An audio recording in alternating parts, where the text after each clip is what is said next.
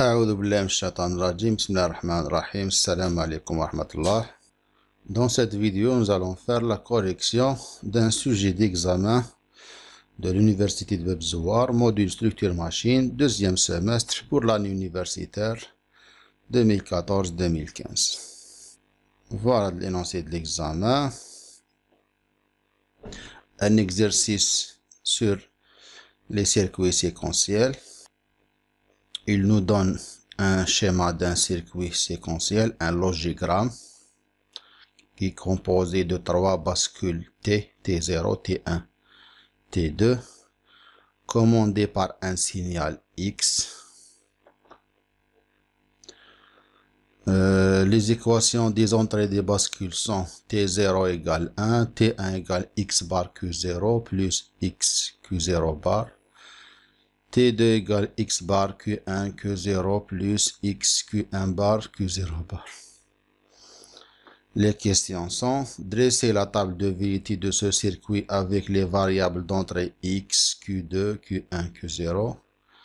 Deuxième question: dessiner l'automate des états, c'est le graphe des transitions. Troisième question: à partir de l'automate des états, déterminer les séquences réalisées par ce circuit pour X égale 0 et X égale 1. Quel est le rôle de la variable X? Quand X égale 1, tracez le chronogramme des sorties QI sur 10 impulsions de l'horloge sur front montant avec état initial égal 7 en décimale. La dernière question: on veut augmenter le nombre d'opérations réalisées par ce circuit en ajoutant un décalage à gauche et un décalage à droite. Quelles seraient les variables à ajouter pour que ce circuit assure ces deux opérations nouvelles?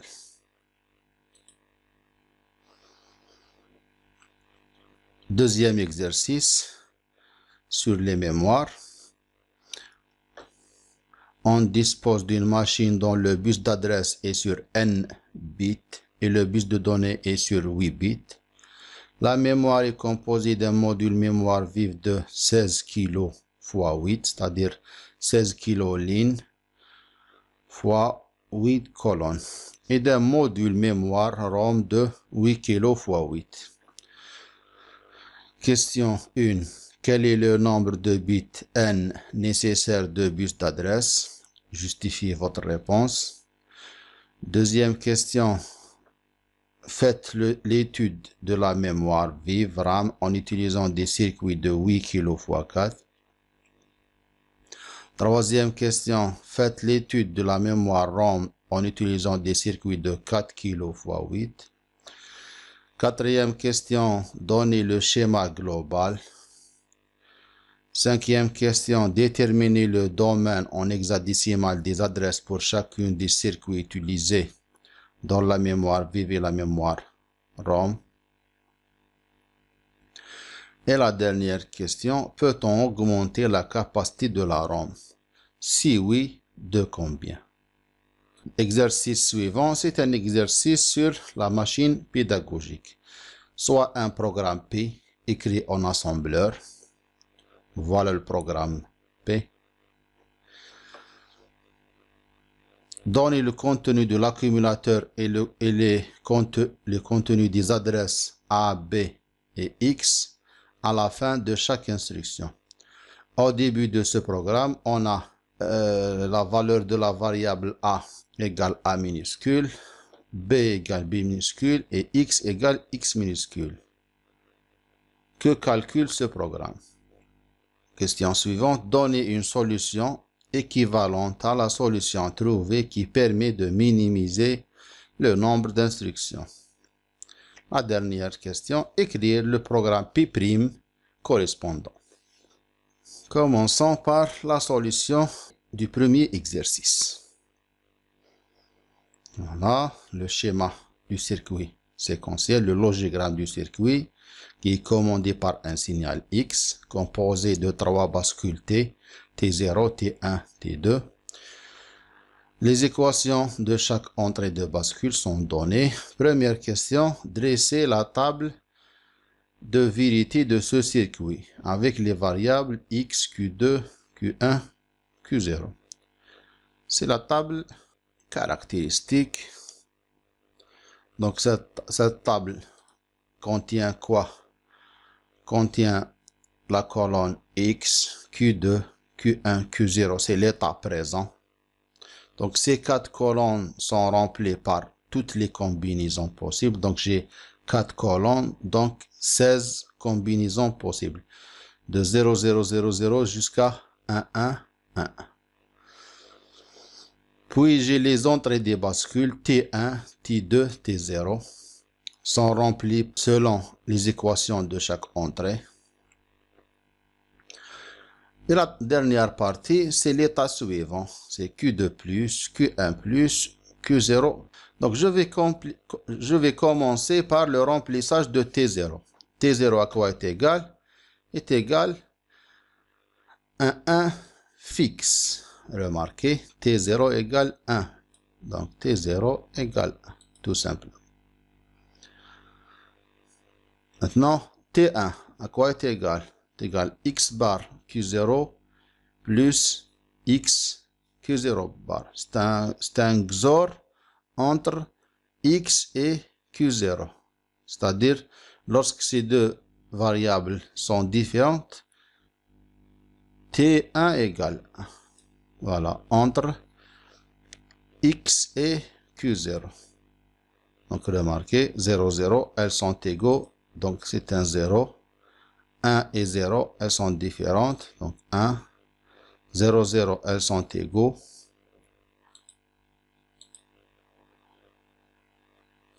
1, 0, elles sont différentes. C'est un 1.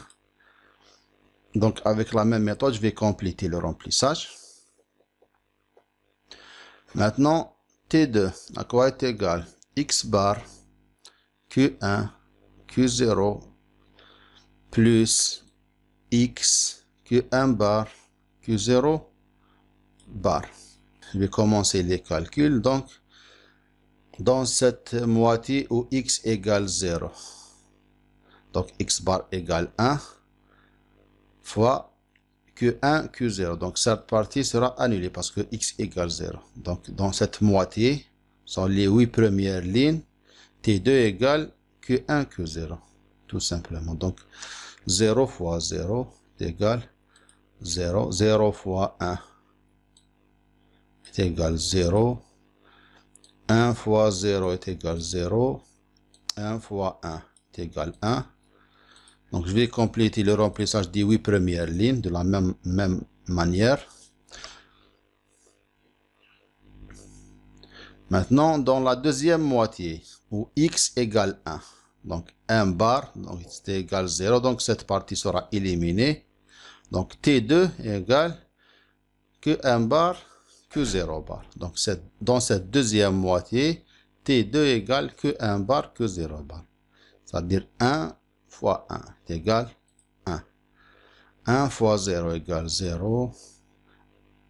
0 fois 1 est égal 0. 0 fois 0 égale 0. 1 fois 1 est égal 1. De la même manière, je vais compléter les cases restantes. Maintenant, comment obtenir l'état suivant? C'est à partir de l'état présent et les entrées des bascules. Rappelons qu'il s'agit d'une bascule T. Et le fonctionnement de la bascule T, c'est quoi? C'est selon l'entrée T. Si T égale 0, la bascule fait une mémorisation. Si T égale 1, la bascule fait un basculement, un changement d'état. Très bien. Commençons par la deuxième bascule, la bascule Q2. Remarquez, j'ai besoin de connaître Q2 et T2. Très bien. Remarquez T2. 0. Donc, c'est une mémorisation de ce 0. Donc, c'est un 0. Deuxième case. C'est une mémorisation de ce 0. Troisième case. C'est une mémorisation de ce 0. Basculement 2 0. Donc c'est un 1. Mémorisation du 1. Donc c'est un 1. Mémorisation d'un 1. Remarquez, basculement d'un 1. C'est un 0. Et avec la même méthode, je vais compléter les cases restantes. La colonne Q1 plus. Donc j'ai besoin de quoi? De l'état présent et T1. Je vais utiliser la même méthode. Mémoriser ce 0. Donc c'est un 0. Basculer ce 0. Donc c'est un 1. Mémoriser ce 1. C'est un 1. Basculer ce 1. Donc c'est un 0. Etc.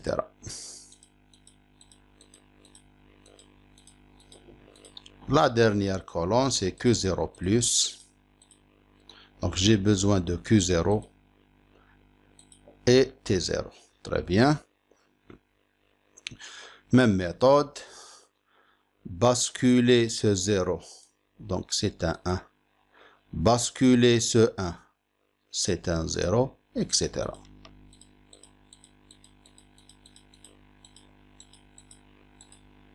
Voilà. J'ai terminé la table de vérité ou bien la table caractéristique de ce circuit.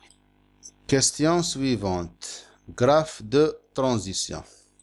Donc, il est tracé à partir de la table caractéristique. Remarquez comment tracer le graphe de transition. Remarquez. Donc, si x égale 0, remarquez. L'état présent, c'est 0, 0, 0. L'état suivant, c'est 0, 0, 1. L'état présent, 0, 0, 1. L'état suivant, c'est 0, 10, etc. Pour x égale 0 et pour x égale 1. Par exemple, si x égale 1, l'état présent 0, 0, 0. L'état suivant, c'est 1, 1, 1. Voilà. Donc, je vais tracer tous les états possibles et je vais tracer une flèche de transition entre l'état présent et l'état suivant. Remarquez, donc de 0, 0, 0, l'état suivant, c'est 0, 0, 0, 1. C'est x égale 0. Si l'état présent 0, 0, 1, quel est l'état suivant? C'est 0, 10. C'est x égale 0. Donc, on écrit au-dessus de la flèche la valeur de l'entrée x. Avec la même manière, je vais lire les états. Donc, si l'état égale 0, 10, l'état suivant, c'est 0, 11. À partir de la table de vérité, bien sûr.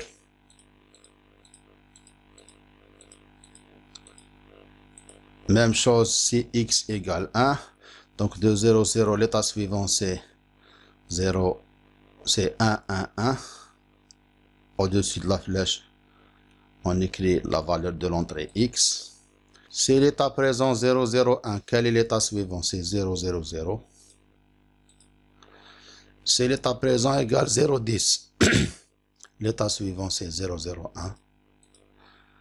Avec la même méthode, je vais compléter le graphe. Voilà, c'est le graphe de transition. Question suivante. Les séquences générées par ce circuit. Donc, si x égale 0, remarquez les séquences 0, 0, 0, 1, 2, 3, 4, 5, 6, 7, puis 0. Si x égale 1, 0, 7, 6, 5, 4, 3, 2, 1, 0. Le rôle de x, donc quel est le rôle de ce x? Donc, le rôle de x, c'est de déterminer le sens de comptage. Remarquez ici, x0, si x égale 0, donc il fait un comptage progressif, un compteur. Et si x égale 1, il fait un comptage régressif. Remarquez, 0, 7, 6. Donc si égale 0, il joue le rôle d'un compteur. Sinon, il joue le rôle d'un décompteur. Donc, x, c'est le sens de comptage.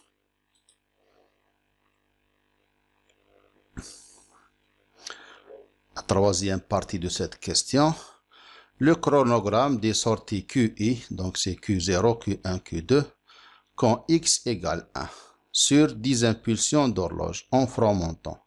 État initial égale 1, 1, 1. Donc je vais tracer une table de transition. Je vais commencer par l'état initial et l'état suivant. Selon les séquences, selon le diagramme des états, on écrit l'état suivant. Remarquez, après 7, on trouve 6, puis on trouve 5, puis 4, puis 3, puis 2, puis 1, puis 0. Donc, j'ai rempli cette table de transition à partir du diagramme d'état si x égale 1. Donc, j'ai commencé par 1, 1, 1. C'est un état initial donné dans la question. Et à partir du graphe, j'ai recopié les états suivants. C'est la méthode pour remplir cette table. Donc, je vais utiliser cette table pour tracer les chronogrammes de Q0 et Q1 et Q2. Remarquez, j'ai un signal d'horloge en franc montant. J'ai mentionné la flèche en franc montant. Je vais commencer par Q0. Remarquez, l'état initial c'est 1, puis 0, 1, 0, 1, 0, 1. Remarquez, l'état initial c'est 1. De tous les bascules, remarquez, même Q1, même Q2. Puis je vais commencer, dans chaque franc montant, je vais tracer la valeur de Q0. Remarquez, donc l'état suivant c'est un 0. Remarquez. Franc montant suivant c'est un 1. Remarquez. Franc montant suivant c'est un 0. 1, 0, 1, 0, 1, 0, 1, etc. La bascule Q1, remarquez, l'état initial c'est 1, l'état suivant c'est un 1, remarquez, un autre 1. L'état suivant c'est 2 fois 0, donc 1, 0, voilà, un autre 0. Très bien. L'état suivant 1 puis 1, donc 2 fois 1, remarquez, 1, 1, puis 1, 1. L'état suivant 2 fois 0, donc 1, 0, un autre 0.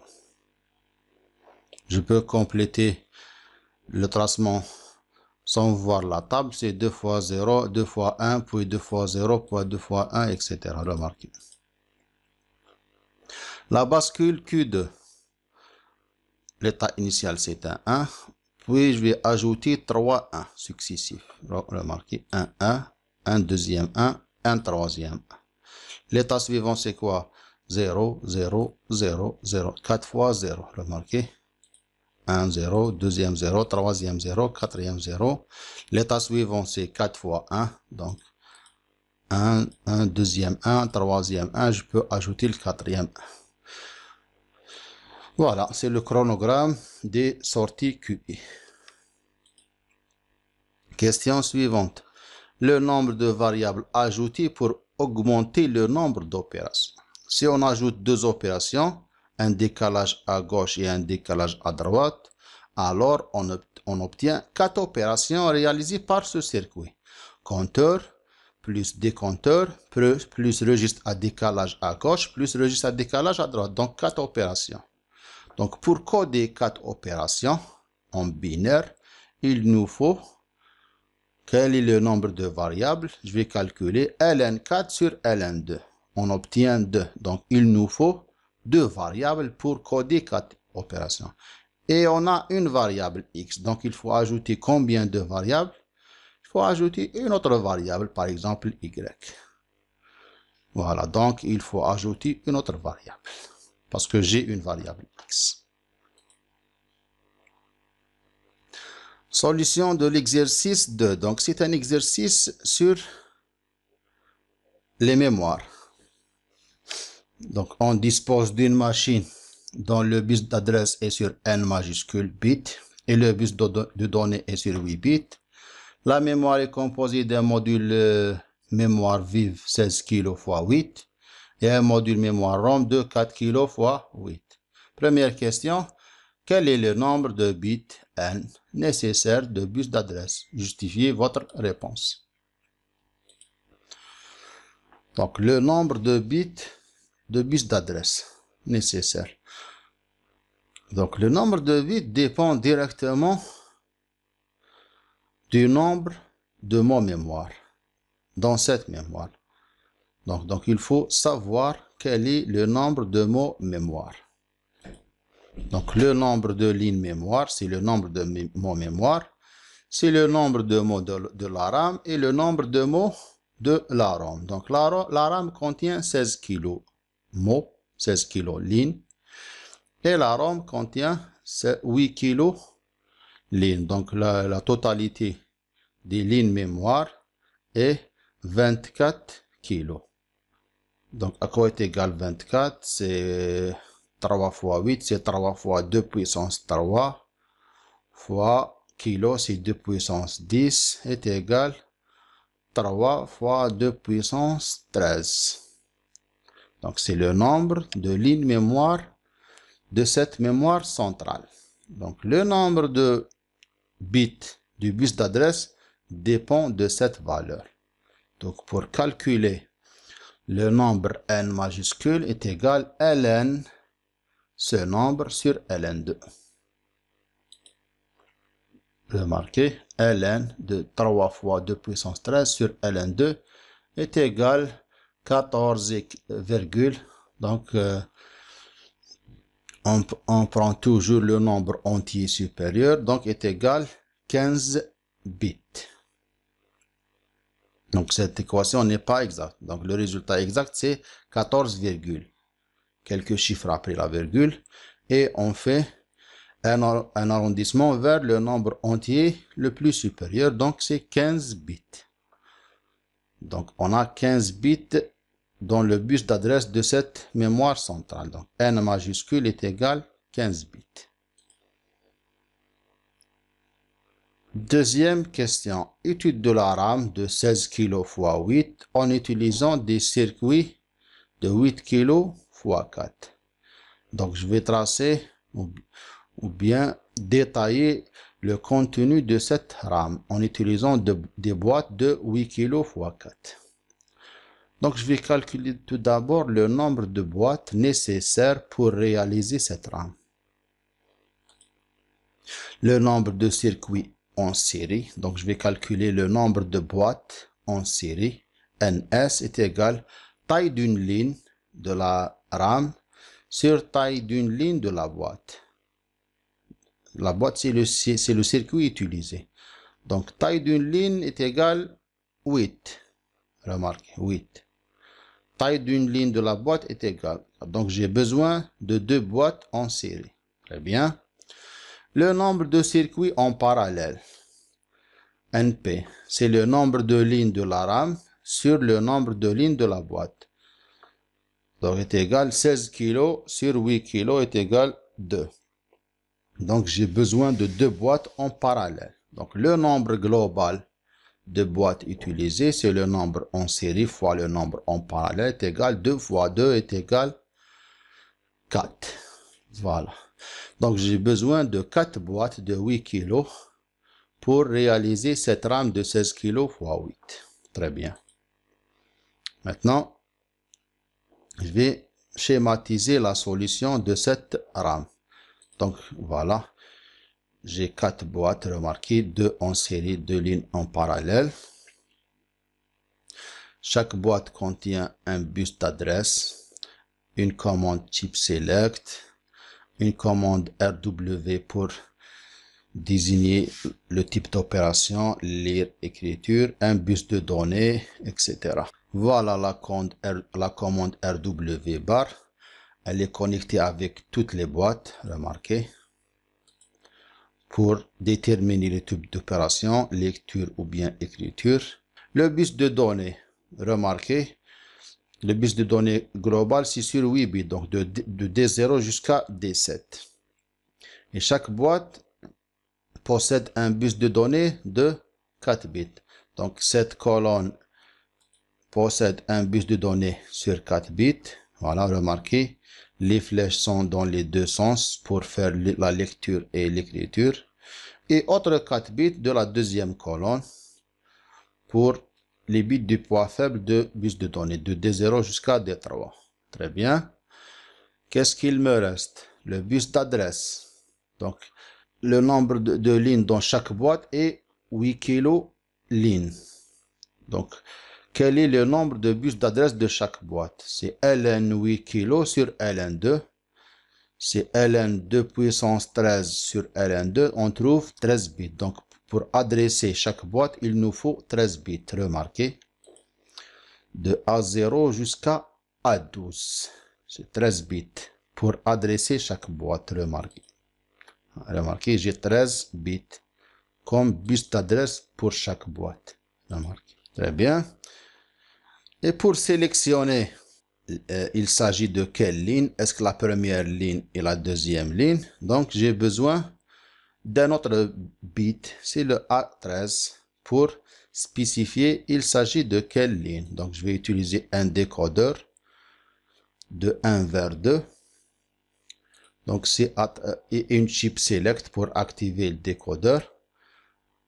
Donc, si A13 égale 0, donc sélectionnez la première ligne, remarquez chip select.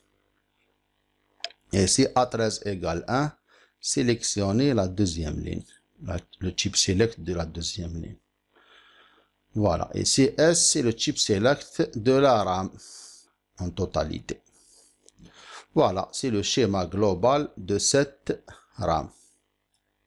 Question suivante, étude de la mémoire ROM de 8 kg x 8 en utilisant des circuits de 4 kg x 8. Donc, je vais procéder de la même méthode. Tout d'abord, calculer le nombre de boîtes en série. NS est égal à taille d'une ligne de la RAM sur taille d'une ligne de la boîte. C'est 8 sur 8 est égal à 1. Donc, j'ai besoin d'une boîte en série. Le nombre de boîtes en parallèle, c'est le nombre de lignes de la RAM sur le nombre de lignes de la boîte. C'est 8K sur 4K est égal à 2. Le nombre de boîtes globales, c'est 1 fois 2 est égal à 2. Donc, j'ai besoin de 2 boîtes. Très bien, je vais tracer le circuit, 2 boîtes en parallèle. Voilà, R0 et R1. J'ai un bus de données sur 8 bits, D0 jusqu'à D7, connecté avec ces 2 boîtes. Remarquez. Donc, remarquez, le bus, c'est unidirectionnel parce que là, avec une RAM, on ne fait que la lecture. Remarquez. Une RAM ne possède pas la commande RW, donc c'est pas la peine de la tracer. Maintenant, le bus d'adresse de chaque boîte. Remarquez, chaque boîte contient 4 kg lignes. Donc, quelle est la taille de son bus d'adresse? C'est ln 4 kg sur ln2. C'est ln et 4 kg, c'est 2 puissance 12. Donc, ln2, 2 puissance 12 sur ln2. Donc, il est égal à 12 bits. Donc, pour adresser une boîte, il nous faut 12 bits. Très bien. Donc, de A0 jusqu'à A11. Remarquez. De A0 jusqu'à A11 comme un bus d'adresse. Remarquez. Pour les 2 boîtes. Pourquoi 12? Parce que j'ai calculé ln 4 kg sur ln2. Très bien. Maintenant, comment activer la boîte? Quelle est la valeur des chips select de chaque boîte? Je vais utiliser le bit A12, le bit du poids fort. Donc, je vais utiliser toujours un décodeur, 1 vers 2, activé ou bien validé par chip select global de la RAM. Et si A12 égale 0, donc activer la première ligne. Si A12 égale 1, activer la deuxième ligne, tout simplement. Voilà, c'est le schéma global de cette RAM. Question suivante, schéma global de la mémoire centrale. Donc, pour la RAM, on a fait le détail. Donc, j'ai besoin de 4 boîtes. La partie RAM est commandée par la commande RW, donc connectée pour toutes les boîtes de la RAM. La RAM n'utilise pas cette commande parce qu'elle fait que la lecture. Le bus de données, j'ai 8 bits dans le bus de données. Donc, elles sont connectées avec toutes les boîtes. Pour la ROM, j'ai 8 bits et 8 bits. Et pour la RAM, j'ai 4 bits ici et 4 bits ici, remarquez. Maintenant, les bus d'adresse de chaque boîte. Donc, les boîtes de la RAM sont adressées par 13 bits. Donc, de A0 jusqu'à A12, remarquez. 13 bits. Et pour sélectionner, il s'agit de quelle ligne? Donc, j'ai besoin de quoi? D'un décodeur.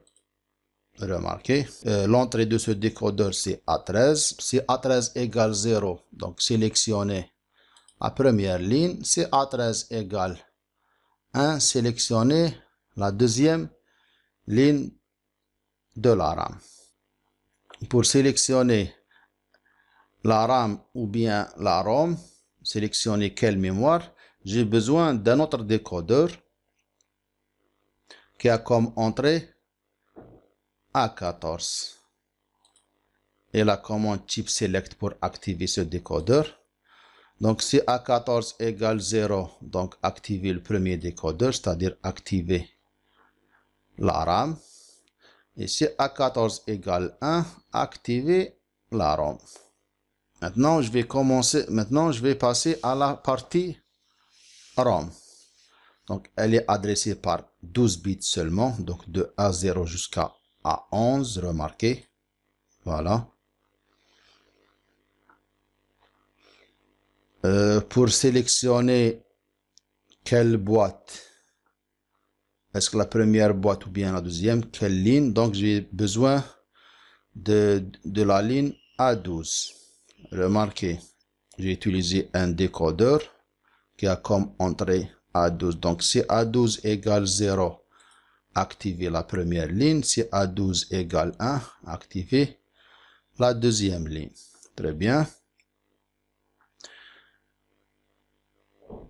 Et pour activer la boîte, cette partie de la ROM, donc j'ai besoin d'un autre décodeur qui utilise l'adresse A13.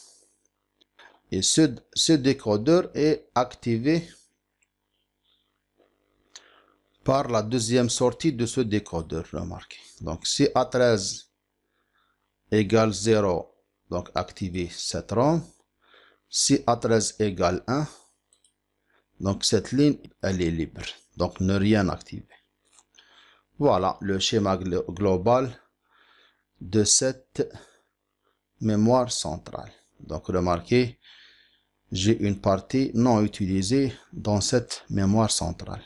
Remarquez cette commande. Donc je peux adresser une partie identique à cette partie. Remarquez. Une autre solution, je peux utiliser un décodeur de 2 fois vers 4. Remarquez la deuxième solution. Les mêmes blocs, les mêmes commandes RW, le même bus de données, mais les mêmes bus d'adresse pour chaque boîte. Remarquez. 13 bits pour adresser les boîtes de la RAM. Donc, j'ai utilisé un décodeur 2 vers 4. Activé par le chip select global de la mémoire centrale. Donc, ce décodeur possède 4 sorties. La première sortie active la première ligne de la RAM. La deuxième sortie active la deuxième ligne. La troisième ligne, c'est pour activer cette ROM. Et la quatrième ligne reste libre. Très bien. Donc, comment activer cette ROM? Donc, je vais tracer le bus d'adresse de A0 jusqu'à A11. 12 bits pour le bus d'adresse. Le A12 est utilisé pour sélectionner il s'agit de quelle ligne. Remarquez, un décodeur activé par cette sortie. Et si A12 égale 0, la première boîte. Si A12 égale 1, la deuxième boîte. Voilà, une deuxième solution en utilisant un décodeur 2 vers 4. Remarquez, cette sortie est libre. Elle n'est pas utilisée. Très bien. Maintenant, le domaine des adresses de chaque circuit. Donc, je vais utiliser deux méthodes. La première méthode, c'est à partir du graphe directement. Donc, comment savoir quelle est l'adresse début, l'adresse fin de chaque boîte? Je vais commencer par ces deux boîtes. Remarquez. Donc, j'ai 13 bits. Donc, comment savoir l'adresse début, l'adresse fin de cette partie? Donc, je vais remplir 13 pour l'adresse début. Donc, je vais remplir 13 bits avec des zéros. Donc, je vais utiliser 13 zéros ici. Donc, j'ai 13 zéros. Donc, de A0 jusqu'à A12. Et j'ai une partie fixe, remarquez, c'est le type select.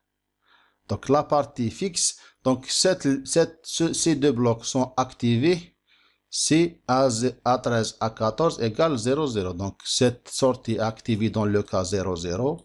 Cette partie est activée dans le cas 0, 1. Cette partie est activée dans le cas 1, 0. La dernière partie est activée dans le cas 1, 1. Donc j'ai 13 bits de 0, j'ai rempli pour calculer l'adresse début de cette partie. Donc je vais remplir 13 0 plus une partie fixe, c'est 0, 0. Voilà. Donc c'est ma méthode de savoir l'adresse début.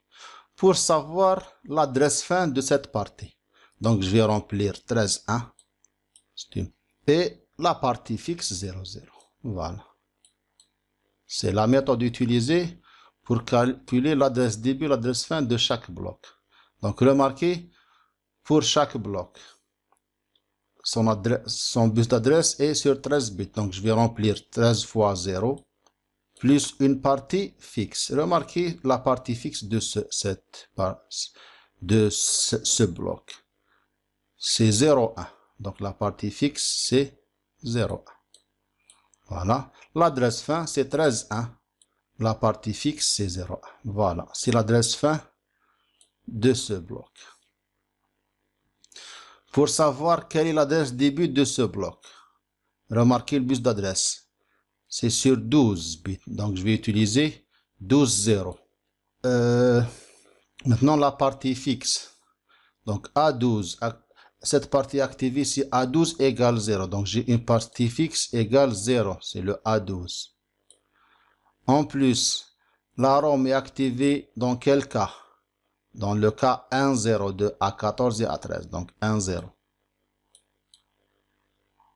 Voilà. Maintenant, l'adresse fin. J'ai utilisé 12, 1. Puis, cette partie, on a dit que cette partie est activée si A12 égale 0. Donc j'ai un A12 fixé à 0. 1, 0, cette partie est sélectionnée dans le cas 1, 0 de A14, A13. Voilà, c'est l'adresse fin de ce bloc. La plage des adresses du dernier bloc. Toujours même méthode, remarquez.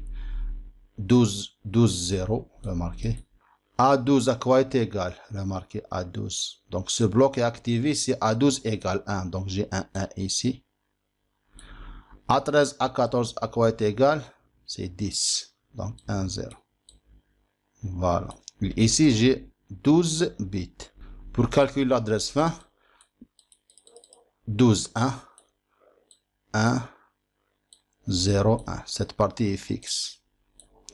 Voilà, c'est la première méthode pour trouver les plages d'adresse pour chaque bloc. Une deuxième méthode, c'est en utilisant les calculs. Remarquez la deuxième méthode.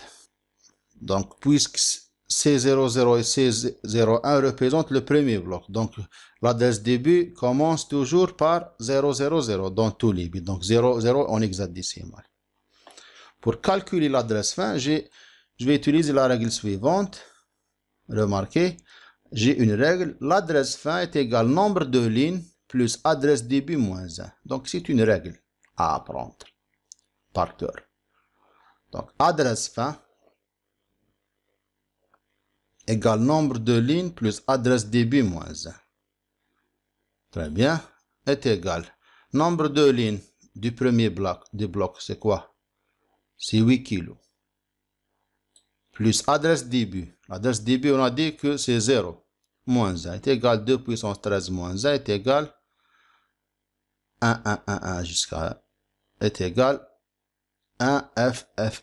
Donc voilà, j'ai trouvé l'adresse début et l'adresse fin du premier bloc, la première partie. Deuxième bloc. Toujours, je vais... comment calculer l'adresse début? C'est l'adresse fin du bloc précédent plus 1.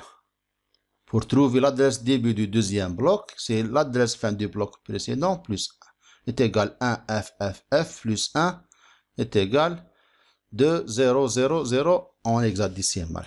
Et pour calculer l'adresse fin, toujours la même règle, est égal nombre de lunes plus adresse début moins 1. Voilà. Maintenant, les blocs de la ROM, R0. Donc, toujours pour calculer l'adresse début, c'est l'adresse fin du bloc précédent plus 1. Voilà. Et pour calculer l'adresse fin, c'est le nombre de lignes plus adresse début moins 1 est égal 4 kg plus adresse début moins 1. Voilà le résultat. Le dernier bloc de la ROM, R1, toujours l'adresse début est égal l'adresse fin du bloc précédent plus 1 est égal 5000. Et pour calculer l'adresse fin, c'est le nombre de lignes plus adresse début moins 1. Voilà. Donc, j'ai utilisé deux méthodes pour calculer les plages d'adresse de chaque bloc. Maintenant, sixième question, augmentation de la mémoire. Est-ce qu'on peut augmenter la capacité? Oui. Pourquoi? Parce que le nombre total de mots mémoire adressables avec 15 bits, c'est 2 puissance 15. Donc, on peut adresser 2 puissance 15 lignes. Donc, est égal 32 kg. Donc, on peut adresser en totalité, la capacité d'adressage, c'est 32 kg. Et le nombre de lignes occupées dans cette mémoire centrale est quoi? C'est 16 pour la RAM et 8 kg pour la RAM. Donc, on n'a utilisé que 24 kg. Donc, il reste 8 kg lignes libres. Remarquez, avec 15 bits dans le bus d'adresse, on peut adresser 32 kg et on a utilisé que 24 kg lignes. Donc, on peut ajouter 8 kg lignes. Très bien. On peut faire une extension de la ROM. Donc, on peut utiliser les 8 kg possibles pour la ROM. Voilà. Donc, la taille de la mémoire à ajouter, c'est 8 kg lignes. Chaque ligne contient 8 bits, donc 8 kg octets. Donc, on peut ajouter à cette mémoire 8 kg pour la ROM, 8 kg octets pour la ROM. Le dernier exercice, c'est un exercice sur la machine pédagogique. Soit P, un programme assembleur, donne le contenu de l'accumulateur et les contenus des adresses A, B et X à la fin de chaque instruction. Au début, A égale A minuscule, B égale B minuscule, X égale X minuscule. Maintenant, je vais suivre le contenu des variables et de l'accumulateur. Voilà, étape par étape. Voilà le programme. Voilà la mémoire contient 3 variables A, B, X en majuscule. Voilà le registre accumulateur qui est placé dans le microprocesseur. Et ils ont donné les valeurs de A, B, X. Donc A égale A minuscule, B minuscule, X minuscule. Très bien. Nous allons suivre les instructions, une par une. Première instruction, remarquez, load A, D, c'est-à-dire adressage direct. Load, c'est-à-dire charger le contenu de la variable A dans l'accumulateur avec un adressage direct, c'est-à-dire directement aller à la variable A, récupérer le contenu et le recopier dans l'accumulateur, tout simplement. Remarquez. Voilà. C'est le contenu de l'accumulateur après cette instruction. Load, c'est chargement. Instruction suivante, mul A avec adressage direct, c'est-à-dire multiplier le contenu de l'accumulateur fois la variable A avec un adressage direct. C'est-à-dire le résultat, c'est cette valeur fois l'accumulateur fois A. C'est-à-dire A minuscule fois A minuscule est égal à A au carré. Instruction suivante, store A, D, c'est-à-dire enregistrer la valeur de l'accumulateur dans la variable A avec un adressage direct. Toujours D majuscule, c'est-à-dire adressage direct.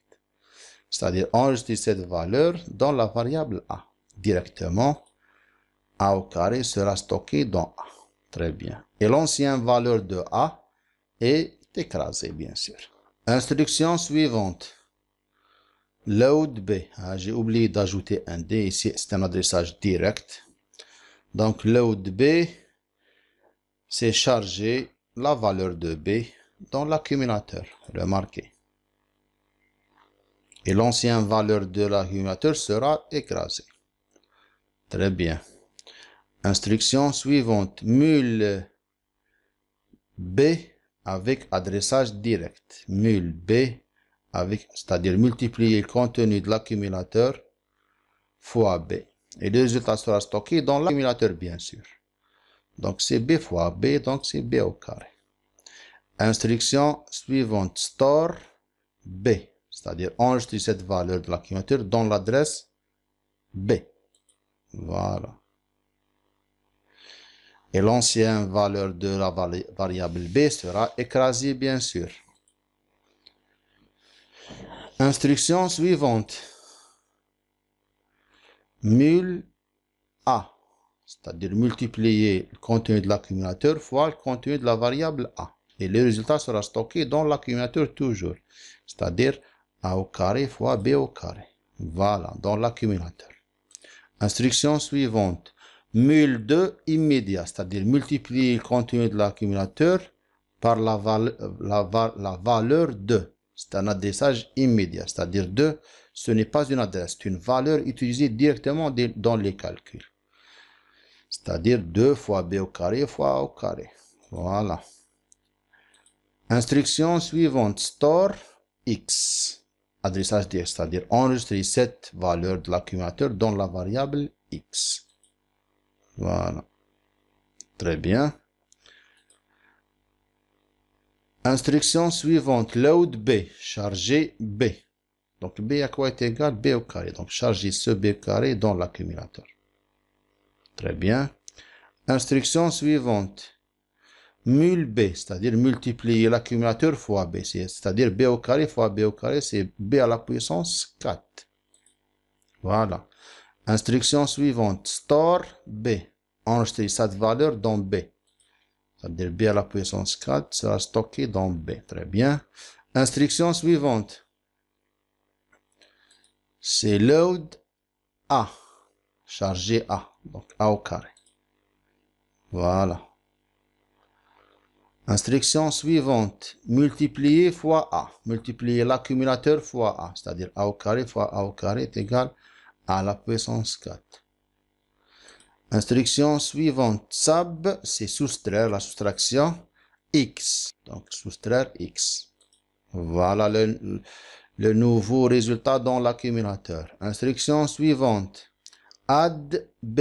Ajouter à l'accumulateur la valeur de B, c'est-à-dire B à la puissance 4. Voilà. Elle sera ajoutée. Et la dernière instruction, store A, c'est-à-dire enregistrer cette valeur dans la variable A. Voilà. C'est A à la puissance 4 moins B au carré fois A au carré fois 2 plus B à la puissance 4. Très bien. Fin du programme. Donc, on a fait le suivi des contenus des variables A, B, X et l'accumulateur. Que fait ce programme? Donc, ce programme calcule A à la puissance 4 plus B à la puissance 4 moins 2A au carré, B au carré. Donc, c'est une formule qui est égale A au carré moins B au carré, le tout au carré, ou bien l'inverse, B au carré moins A au carré, le tout au carré. La dernière question, proposer une autre solution optimisée. Donc, je vais utiliser la formule de a au carré moins b au carré, le tout au carré. Très bien.